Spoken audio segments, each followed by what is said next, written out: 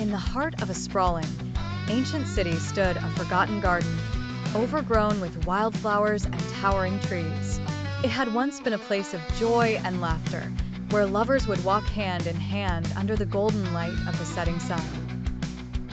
Now, it was a place only the curious visited, a hidden paradise known only to those who stumbled upon it. Sophia had been living in the city for years, but she never knew the garden existed until one fateful day.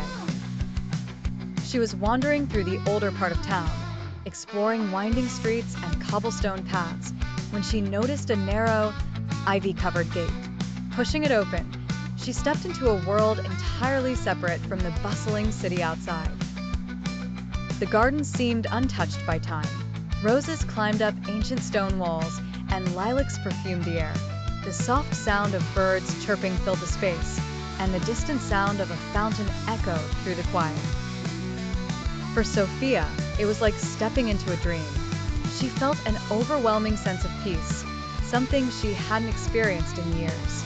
Sophia was a young woman who had moved to the city to escape a life of unfulfilled promises. She had been engaged once, to a man she thought would be her forever. But life, as it often does, had other plans. They drifted apart, and soon, their love became nothing more than a memory. The city was her escape, a place to heal and rebuild.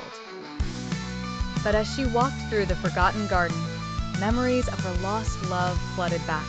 As she explored further, she came upon a small, crumbling stone bench near the fountain. Sitting there was a man, sketching something in a worn leather notebook. His name was Ethan, a talented architect with a love for capturing the beauty of forgotten places.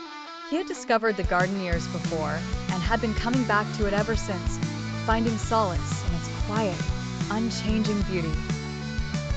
Sophia hesitated for a moment, unsure whether to approach him, but something about him drew her closer. Perhaps it was the peacefulness in his demeanor, or the way he seemed so at home in the forgotten garden. She stepped forward and introduced herself, and to her surprise, Ethan smiled warmly, inviting her to sit beside him. They spent hours talking that day. Ethan spoke about his passion for restoring old buildings and places, while Sophia shared her love of photography. They discovered that they had much in common, not just in their interests, but in their hearts. Both of them had experienced love and loss. Both of them had come to the city seeking a fresh start. Over the next few weeks, Sophia and Ethan returned to the garden together.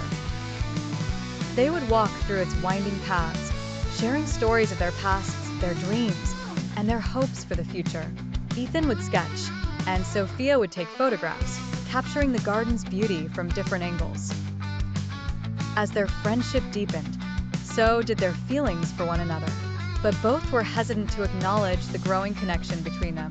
They had both been hurt before, and the idea of falling in love again frightened them.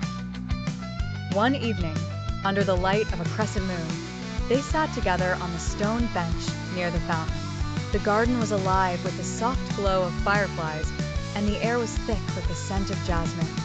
Silence hung between them, comfortable yet heavy with unspoken words. Ethan finally broke the silence, his voice barely above a whisper. "This garden," he said, "it's a place of forgotten promises. People come here and leave pieces of themselves behind, hoping to find something new, something lasting." Sophia looked at him, her heart racing. "Do you believe in second chances?" she asked. He turned to her, his eyes reflecting the moonlight. "I didn't until I met you." The words hung in the air, their meaning clear. Sophia felt a warmth spread through her, something she hadn't felt in years.